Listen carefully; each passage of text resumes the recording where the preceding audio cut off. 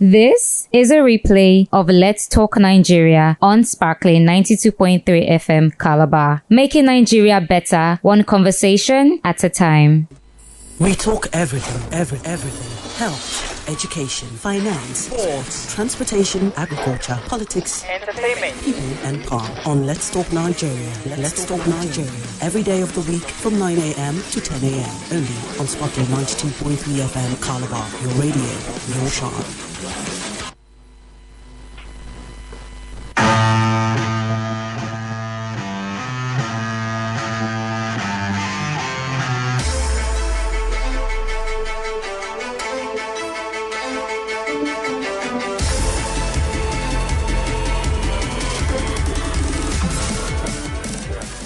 Welcome to another enlightening episode of Let's Talk Nigeria, broadcasting live on Sparkling 92.3 FM, your radio, your shine. It is a Throwback Thursday edition of it. I am Sina Williams Ojeka, and I'll be your host through today as we dive deep into a pressing issue that has been echoing through the corridors of our healthcare system for years: the exodus of our medical professionals. Recently, the Chief of Medical Director raised alarms about the increasing departure of our doctors and nurses, warning of the risk of empty hospitals with a projection of 2 years. This isn't a new concern. Back in 2017, a staggering 88% of Nigerian doctors were seeking opportunities abroad.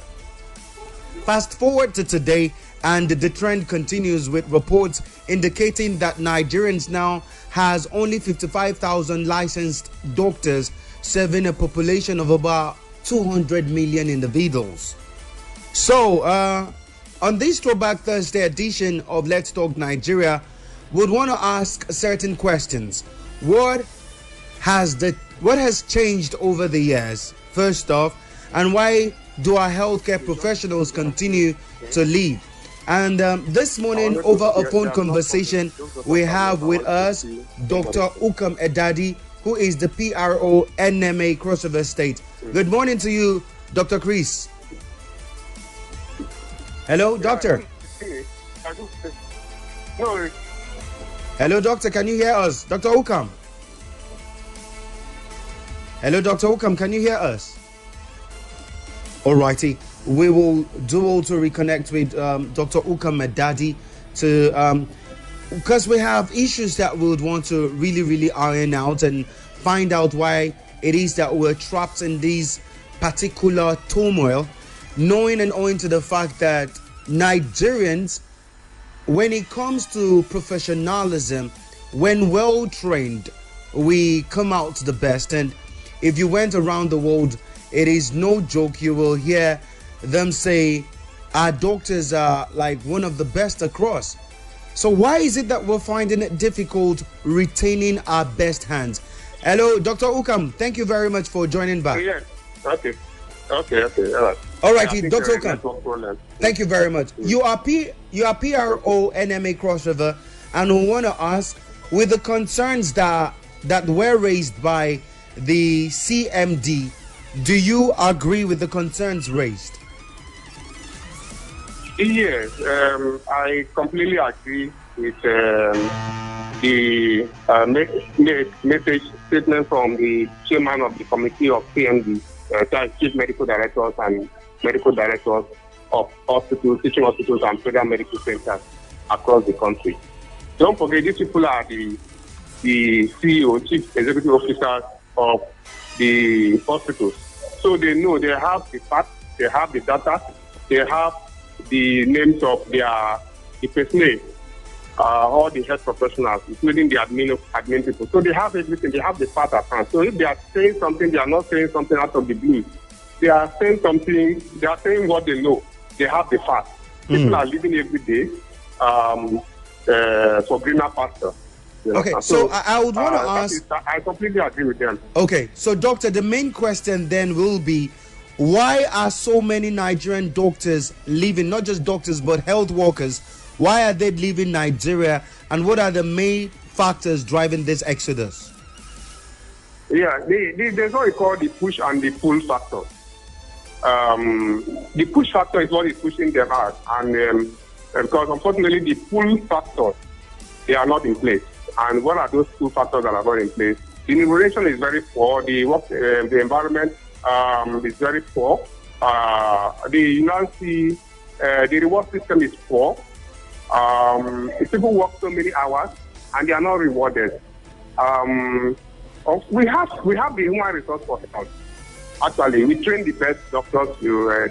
One of the best doctors in the whole world.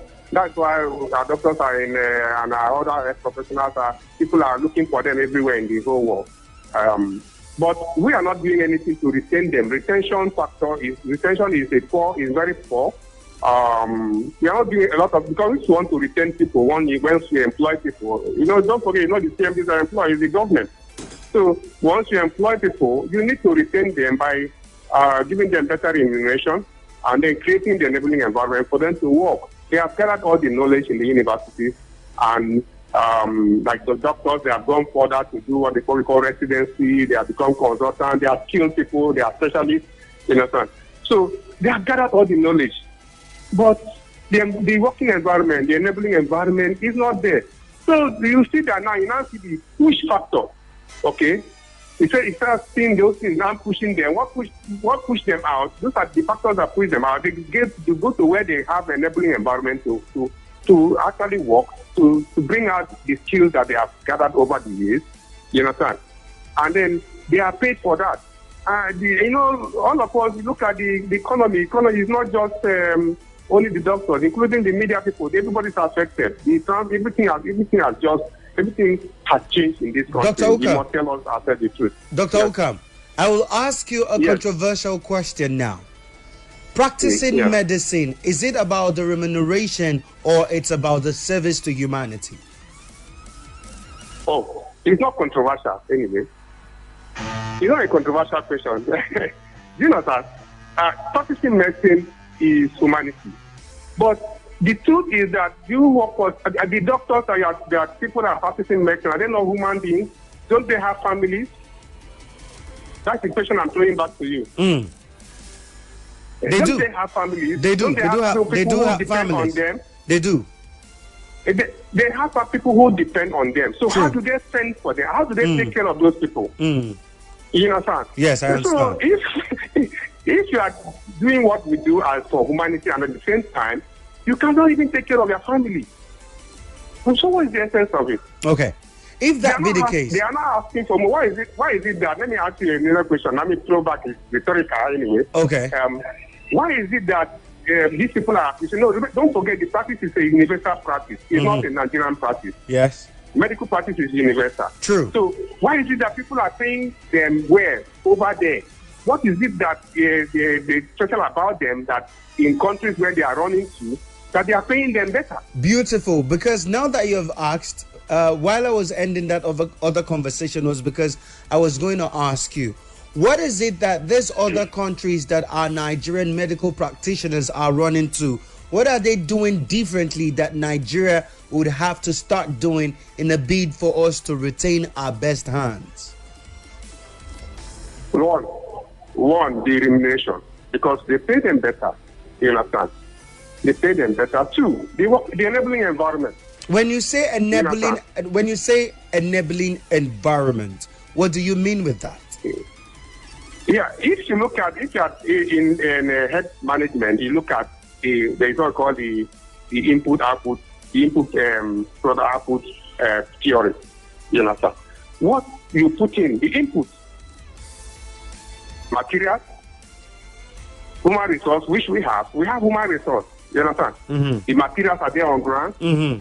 Somebody who has worked over the years, over 10 years to 15 years or 20 years to become a consultant, a specialist, in a field. So the person is working in a hospital, in a public hospital. It's not the person that will provide the equipment, the materials. You understand? Okay. So government should consciously, deliberately, intentionally provide those things. And provide the enabling environment for the health workers, not just doctors, but nurses, medical scientists, pharmacists, and all that. You understand? Once you provide that, you retain them. The other pool, what is pulling them out, We will not put them out again. Because by the time they consider the fact that, okay, assuming in UK somebody is paying them something that maybe £10, and they are paying them something close to £6, I don't think they would leave. Okay. All right. Now that we've been able to draw that thin line, I would ask you another question, since we're talking about our medical practitioners leaving. How does the emigration of our healthcare professionals affect the quality and accessibility of medical services in Nigeria? Because we've heard that we have an approximate of about, did they say 55,000 doctors or thereabout, servicing a population of about 200 million, which, if you check the proportion, it's not well to mention at all. Yeah, what is the population of Nigeria? Over 200 million. Yes. And then you have what is the recommended, then you have 55,000 licensed doctors. Doctor-patient ratio. Exactly. What is the WHO recommended doctor-patient ratio? Yes, it's about 1 to 100 or 1 to 1,000. Exactly. So 65,000 is grossly inadequate. Yes. If you look at the population of the country, so you know, 65,000 is grossly inadequate. Over 200 million people, 55,000 doctors. You know what that means. Yes. And now that boils down to the issue of burnout. You understand? The issue of burnout. You have one doctor seeing over 1,000 people. You understand? The doctor will break down. They will be burned out. And that doctor is not properly remunerated after working just working for 24 hours and nothing to show for it. You understand? He will be pushed out of this country. I think we should start looking at that. But meanwhile, we have the best, one of the best in this war. Our training, our institutions. You said something similar to this yesterday, but on a different platform. That was on the newspaper review when you said, yes, that a caller had stated that we churn out doctors every year from the medical school. But your position yesterday was that you agree, but then who gets to train these younger doctors? Because the CMD said exactly. In a projection of 2 years, our hospitals might just possibly be empty. That is still my position. That position has not changed. The CMDs that made the statement, they told the truth. That is the simple truth. Unfortunately, let me tell you the trend. The young people that they are even saying, as the people are graduating, they are leaving. In fact, as they're going for service, going for this, they are thinking of leaving. Do you understand? Now, the skilled people, the skilled senior people who are skilled, who are training them, they are, the young people are going to Europe. Okay, that's the trend. And the skilled people are going to Middle East. Do you understand? Hello? Hello? I can hear you. Continue. I can hear you, sir. Yeah, okay, yeah. The skilled people are going to Middle East. The young people that they are saying that they are even training, are they ready to stay? They are going to Europe. The moment they finish their NYC, they are leaving. They are leaving. Okay. You understand? So, yes. so the truth is that what should they do? I think if you ask me, I would say, look, they should do something to retain the senior people, the skilled people who are not actually, who ordinarily they will not want to leave. Dr. Ukam, if you say they should do something as a practicing doctor, I am asking, and I'm putting it directly to you, what should the government put in place? What should the government be doing? What should be their policies channeled towards medical workers? Okay, well, it is not new. What I'm saying now is not new. Unfortunately, this has been there. They keep promising that they will do this, they will do that, yet nothing has changed. Only when they come up with a knee-jerk approach when there is pressure on them. You understand? The truth is that you have trained people. You have spent money. You put money in the university to train people. You understand? You have also you have employed these to pay them well, give them better remuneration. Something what they are doing. So major in this space. Major in this space is the payment. Let me say something. Sorry. The world today is a global village. There's nothing that happens in UK that our people here are not aware of. There's nothing that happens in Saudi that people here are not aware of. So find out what they are doing differently. What is it that what are they doing for our doctors you have trained that is attracting them to that side? And then you try and see what you can do around it to to stop the exodus. That is just the simple truth. All righty. It's not fast-paced. It shouldn't come from me. They should go and do some research. They have people working with them in government. They should do research. They go to UK, go to Saudi, go to all these places, find out what they are doing differently. That's what we are not doing. And then think of how to do that for our own people. I think that will change. All righty. Dr. Ukamadadi, thank you very much for sharing your wealth of wisdom concerning this topical issue that we've raised this morning. Thank you. It's a pleasure to me. John, I always be there whenever you call. We are ready to work. Don't forget, we also know that for my Hippocratic code, we take care of our patients. The patient care is very important to us. But at the same time, we also have people who depend on us. Okay. So we are human beings, and then we should also be treated like human beings. I think the best will come out of us. All right. I will continue to do the best for our people, to save the lives of our people, and make sure that the health and the well-being, general well-being of Nigerians is guaranteed. Dr. Okamadadi, thank you very much. PRO NME Crossover State Chapter, thank you very much for being here with us. All righty. All right. Well, Crossoverians, we will go on a very short commercial break, but then when we return from it, we'll speak to another medical practitioner, Dr. Caleb Ekuri. He's the past president, ARD, that is the Association of Resident Doctors, UCTH, and we would like to explore it. Then this time around, we'd want to look at policies and expectations from doctors if things are put right. People will be right back.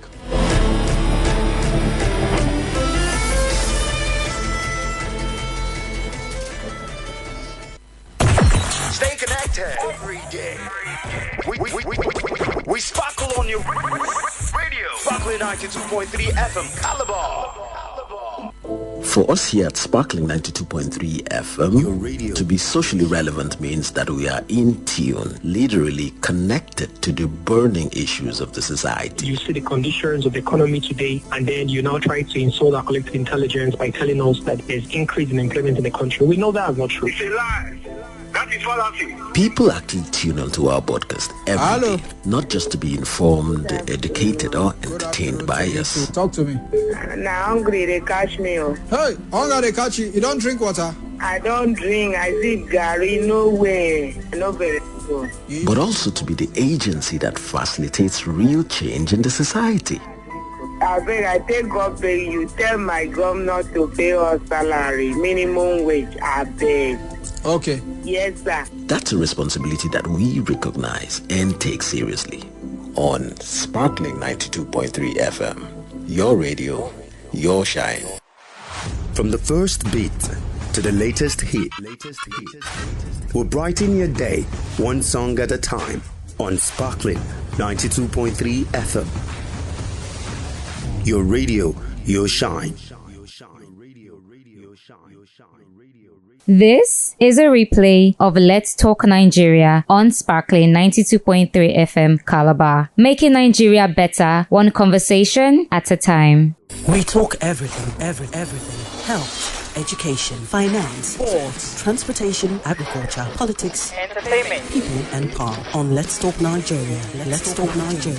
Every day of the week from 9 a.m. to 10 a.m. Only on Sparkling 92.3 FM Calabar. Your radio, your show.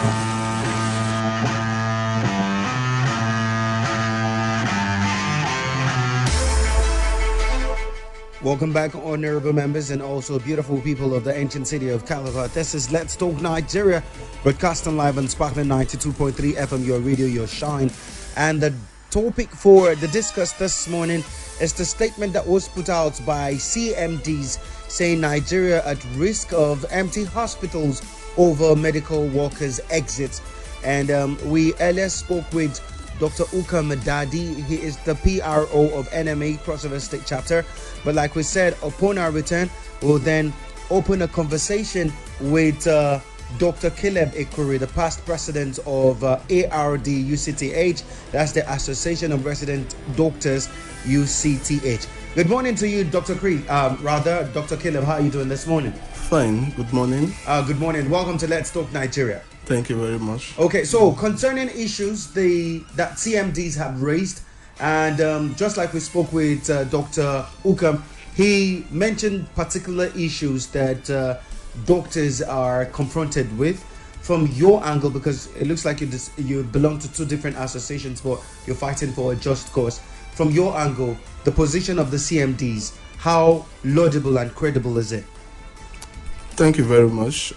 Once again, let me quickly state that we don't belong to two associations. NMA is the mother body. Oh, okay. And okay. ARD is an affiliate of NMA. Oh, right. So I want to thank Dr. Khan with all he has said. It's true. You know what? The CMDs have stated that the hospitals in about 2 years' time will be empty. Well, it's not just the hospital, but everywhere, because of the exodus of health workers. But it's not just the hospital, but everywhere where these health workers are, whether in the hospitals, whether in ministries, or even in the field, agencies. Even our financial institutions like the CBN have clinic inside where doctors are working. Okay. Medical or health workers are living in droves from all over. So when you just say, it's just like saying today, the CMDs are saying the hospital will be empty. Tomorrow, maybe the director in this agency will say the clinics are empty. You understand? So it's a whole lot. It represents this chronic systemic failure in funding health. It represents years of infrastructure deficits. Okay, it represents years of poor working condition as it affects manpower, machines, financing of the health sector. Did you say manpower, machines? Yeah, it's everywhere. That's what I'm saying. We don't have the infrastructure for it. It's a whole lot. It's a huge gap. Okay, it's a huge gap. And you see, what we are trying to say now is that we want this talent retention in our healthcare system, right? Okay. So until we ensure universal applicability in global best practices as it concerns health, this exodus of health workers will continue and not be abated. So it's not just a threat, and like I said, it's a whole lot. So I don't know what I should continue. And it's beyond money. It's beyond poor remuneration of the health workers. So what is it then? It's a whole lot. Okay, so you can start from there. Poor welfare, poor remuneration, the issues of insecurity is also part of it. The issue of assault on health workers is also part of it. The issue of no infrastructure in our health institutions, especially the tertiary health institution. Okay, so the issue of burnout to the doctors due to the severe brain drain. So those that are left are having burnout. They are being admitted. Some are even losing their lives. Okay, so all is because that's why I call it healthcare ecosystem. It's a whole lot. It has to be managed in a whole. That is the panacea to retain the healthcare workforce, as it were. Okay. All right. Thank you very much, Dr. Caleb. Let us get to hear from you, people. We'll throw open the lines now and pitch in. Let us hear your angle. It is not about just complaining. It is about preferring solutions. Now that we have seen this is what we are confronted with. What then do we get to do? Let's call the number 080923 00022 or 0812 723 7060. UB Furniture, good morning. Good morning to you. Yes, good morning to you. Good morning to you. Yes, I can hear you. Continue. Anywhere you are working, the number one thing you will consider is your faith. Whether you are working abroad or you are working in your country. Can you still remember the daughter that was kidnapped last year?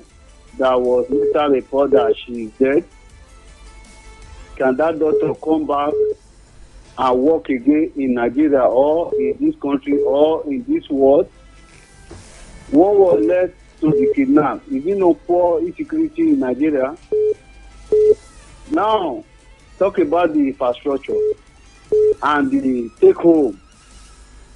When you are working 1 year, 2 years, in fact 5 years, you cannot be able to give account of what you are working for. Automatically, it's better you are not working. Now, this report that we are talking about is just a genesis of our problem. We have not yet started because the government of the day, they know that the country is already in the other side of it. That's why when they have headache, they will go to abroad to treat their headache. Okay. Because they are not after our health care. Okay, Yubi. If we have any law to pick, let us put in place that any politician, they should not go outside the country to go and do anything health care. They should do anything here. That is where we will see a result. All righty, thank you. Dr. Henry, good morning. Yeah, good morning, Sparkling Senior Williams Ojeka. Yes, good morning to you, Doctor. And Dr. Henry from Calabar South. My regard to your guests online and Twitter. Thank you very much. They can hear Thank you very much. Okay, let me quickly intervene on the matter on Tini. Yes. For the fact that Dr. Henry, your line is not connecting anymore. It's cracking. So find a way to reach out to us. Okay, so let us go back to Dr. Ekuri. Doctor, what policies or incentives now, please let us underline that, policies and incentives can the government implement to retain medical workers in the country? That is just way beyond money.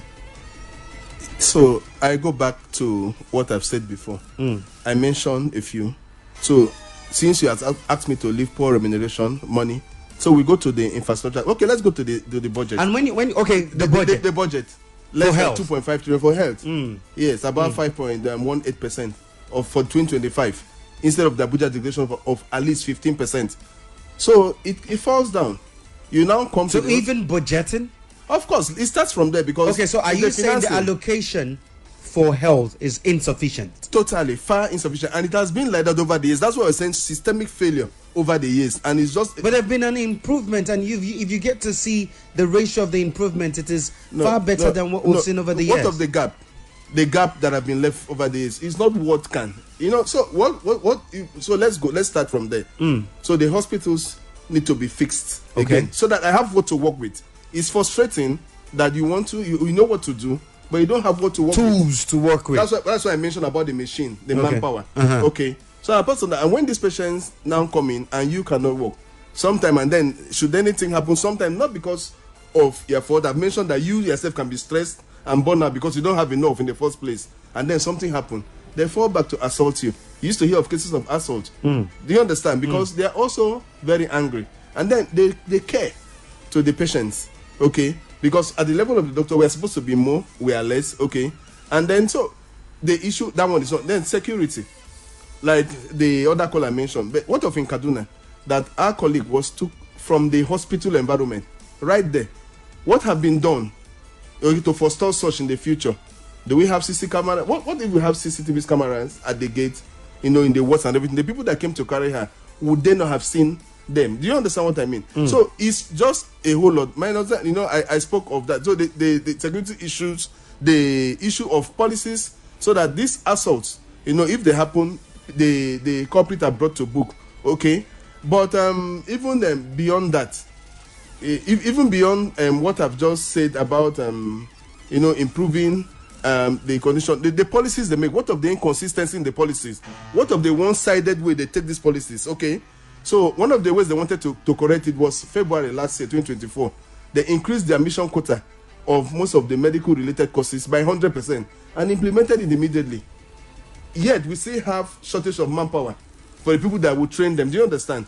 There's a recent one they came with health force migration policy.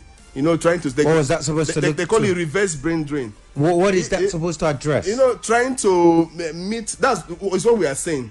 Trying to improve whatever is done with global best practices, with a view to encouraging those that have left to come back and. But you see, all those things are only in papers. They are formulated. They are identified and formulated. They are identified and formulated. But the implementation is zero or nothing. So they just say this thing. They don't really mean it. They don't do it. And I'm trying not to go to the other issue because it's apart from money for the doctors or for the health workers, as it were. So it's not apart from money for the health workers. These are other issues. So it's still money That it still boils it's down. Just poor. All it's right. just poor funding. Management. It's just poor funding of our health sector. Okay. Hello. Good morning. Hello. Good morning. Can you hear us? Hello. Hello. Can you hear me? Yes, I can hear you now. Good morning to you, sir. Good morning, and thanks for the great work you, Jeka. We appreciate you, sir. Thanks, Kale. Thanks to come. My name is Ushe. I call from Lemna. All right. Mr. O'Shea, go ahead. The doctors are not leaving the hospital just because of welfare. The joy that a doctor and nurse would have is that smile on the face of the patient. Today in the hospital, the doctors the patients cannot even afford their medications. Sometimes you see the patients die because they have no money because of a harsh economic reality to buy their medications.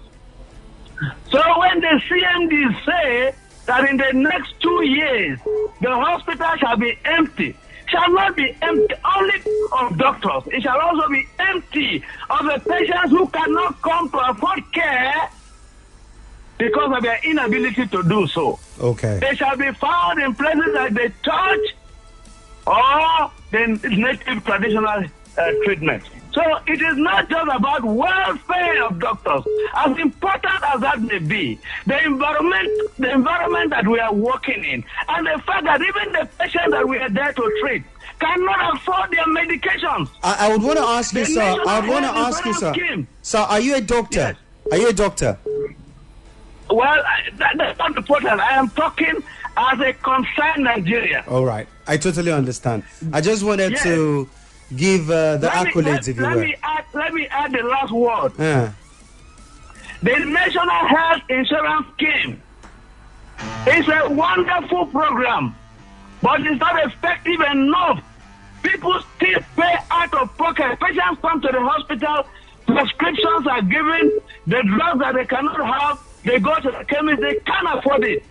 Ampiclox used to be the cheapest, commonest antibiotic. Go and ask the price of Ampiclox today.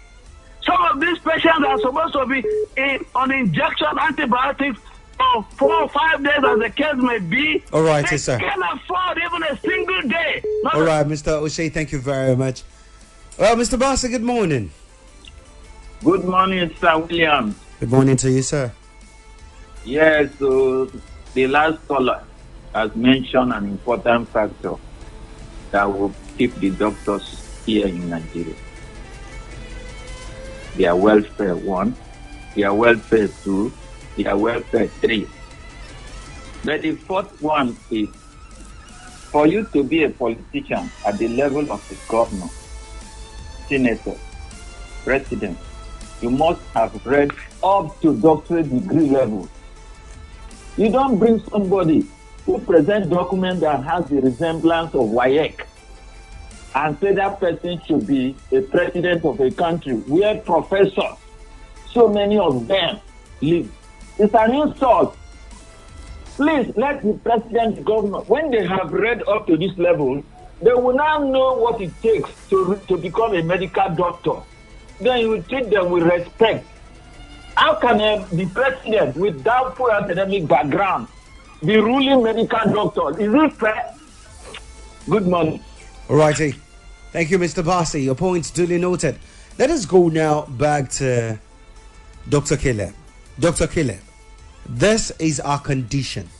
Yeah. What are the remedies? Because I don't want a case where we're just beating the gongs. What are the solutions you will prefer? Yes. Okay. Before I come to the solution, just to respond to the angle, of the patients too. We have been ranked 11th out of 12 countries with the worst healthcare system. Out of 12. Yes. This report was released by the Ligatum Prosperity Index, which assesses country worldwide, and it places Nigeria alongside nations grappling with some of the poorest healthcare system. So Nigeria 11th place ranking on this global reflect not only a lack of funding but also critical gap in infrastructures and healthcare workforce shortages.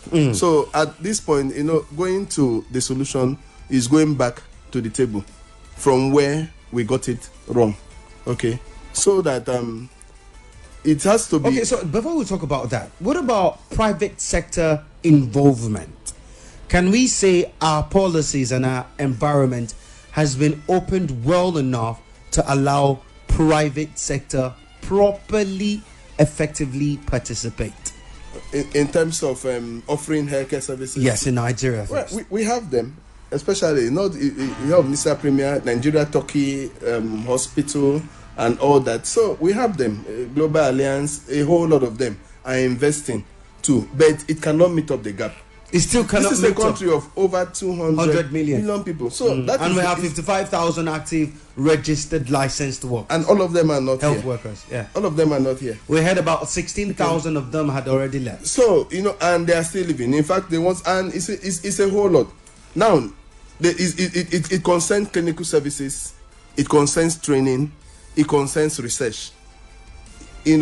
So as what's the end of it? To get the patient smiling, as one of the caller said. Okay, so you go like that for the training. So you have to take it like that. What do I do in terms of the training? In terms of manpower for the training, in terms of machine for the training, in terms of finances for the training. You improve all of that. You understand? Then the offering of the clinical services. How do we get it? You see, what we were going, it was like in a particular department. You have what is called subspecialties. Not just, you say internal medicine, you see this one is for the heart cardiologist, a nephrologist for the kidneys and related system, a neurologist. That's how we have been, but we are going back. We are reversing back. To what now? Now you see that, in the nephrology unit, the endocrinologist is managing because the nephrologists we had have all left, So it's reducing the quality. And then specialties are beginning to downgrade. Yeah, so there's a need for some form of conservation. Even when animals want to go extinct, they try to conserve them. Do you understand what I mean? So it should be intentional for Nigeria to conserve the medical workers. The medical workers, absolutely. Because you see, health, nothing can replace life. Of course, some of them, we are all living with them, though they can fly out, but there are situations that the time factor is not there for them to be stabilized before they fly out. What happened next? I have a colleague who had a very serious issues, that have to do with like somebody bleeding in the brain and all that. But it happened in the UK. It was arrested. She's fine. But you heard some just a few weeks ago here in Cross River State about the 7th commissioner who had this. What happened to him? In some other crimes, he would have been saved. So that is what we are saying. So it's not just we are not looking at what is making me to have poor purchasing power, inability to meet my basic needs. So I have somewhere to go, and they're looking for me. And then the ability to get all this in at the same time is what will lead to the solution. I don't understand me. Yes, gradually. And what is it? It starts from the funding. It starts from the funding. Don't carry these monies and put into. It's not just bad roads. It's not just other aspects of the economy. Health should be prioritized. Health. We cannot have. You can have 7 certificates, 7 degrees, 7 PhD, but you cannot have 2 lives. It's just one. One's lost. So we should not at this point be grappling with issues of malaria, preventable diseases, and all that. No, maternal and infant mortality. That's not what we should be talking about now. It should be precision medicine, advanced healthcare. Now, it is known that Nigeria, we usually produce good doctors. If you went around the world, you find Nigerian doctors in there. What about training the younger ones? Dr. Ukamedadi talked about these well-experienced hands are beginning to leave. So even if we graduate 4,000 every quarter, as they say, or even every year, it still will not be sufficient because they would not have adequate training. Do you they will not even then apart from what the same are saying, also foresee some schools losing accreditation so that they don't even have, maybe in future the University of Calabar no longer cannot study medicine because they don't have enough manpower to even train those that should be admitted to be trained. But like what I heard him saying when I came in is that even those, as soon as they finish their NYC, sometimes even before they go for as soon as they finish their housemanship, get the license, even before they go for NYC, they're already out. They're already writing the exams to leave the country. So that gap is what we're saying. But you see, the truth of the matter is not just those the beginners. Every cadre is leaving. The consultants are leaving. The resident doctors, both as senior, who are supposed to be consultant, and as juniors. So it's a whole lot. In fact, a state of emergency need to be declared in the health sector to arrest the problem we have now. Okay, let us get from UB Furniture. Hello, UB. William. Yes. Do you know that in Nigeria, because of the poor condition of working and the poor welfare, it's better for you to be called okay than doctor? Because if you are a doctor, automatically you will be selling some hard drugs and other things that you don't supposed to sell as a doctor, so that you can be able to take care of yourself. Now in Nigeria, when you are called doctor, automatically you will be making illegal money. That's why many people now, they are not calling doctor rather to be called doctor. Thank you. Well, we do not encourage the doctor part of it. Yeah, we encourage being a doctor. Now he has talked about illegal practices. Doctor, can we categorically say because of the poor condition in workforce or even in the environment, some doctors have taken to illegal practices? Well, I want to believe in Nigeria, somebody shared a video yesterday of obviously a traditional bone setter trying to straighten the bone of this young child, and it was virtually sitting repeatedly on that young child's leg. Okay, and the child was shouting, "Please, doctor, please," to that child. Doctor. That's a doctor. So most of those people, if you enter into a chemist today, into a pharmacist today, they because of illiteracy, they will call the person that is giving them the doctor. So sometimes there's confusion. If you go into the lab today and do a test, the so-called typhoid and the person prescribed, you will say my doctor. Sometimes we find it difficult in the clinic to convince the person, who did you meet first? He will say that doctor, and later the doctor is first. So we are not trained like that. Rather, what is just that when our hands are tied, trying to improvise, trying to use, maybe you have something better, or you are using an older method to do something where there's something, a more newer method or better medication, and these patients cannot afford because of poverty, because of lack. So the issue of doctor, is not. You know about that practice? About what? You know about the practice, doctor and doctor? Well, I'm hearing it for the first time, but the truth of the matter is that some people would choose to hail you like just in a common language, but not related to what he's saying in terms of making money. That is, I think, from his own opinion. Or okay, we're open to more calls, people. 08093 00022 or 08127237060. We heard about a protest where students are lamenting that for over 84 days they've been in blackout in a certain UCH, and we're supposed to train these individuals to be the best. How is this demoralizing to students and to prospective doctors? They can't learn. The training is affected. That's why I told you about the issue of training, the clinical services, and the research. All that line, researches will be affected. There's no light, there's no power. So you book a case, and the patient is, for 3 weeks, the patient is consistently coming. Okay, you can autoclave the materials to be used. Okay, so the surgeons will go in and cannot work. It now goes back to the infrastructure, environment. So no light. At this point, why should we be talking of light, power? Okay, so you see that this whole thing is linked. But whether it's health sector, transportation sector, the power sector, the housing sector, so it boils back to good governance in Nigeria. True. So it's not just the health, but sometimes it's from the health and how the health links outside, other clients, and how the outside, factor or external factor affect health, and how does health also affect that. So they are now protesting, of course, because there is lack in their training. If you don't see these cases, the people don't come because they don't have money. The few that come cannot be, operated upon or seen in the hospital because of lack of basic infrastructure. How do they learn? How the exposure, for them being what they want to be.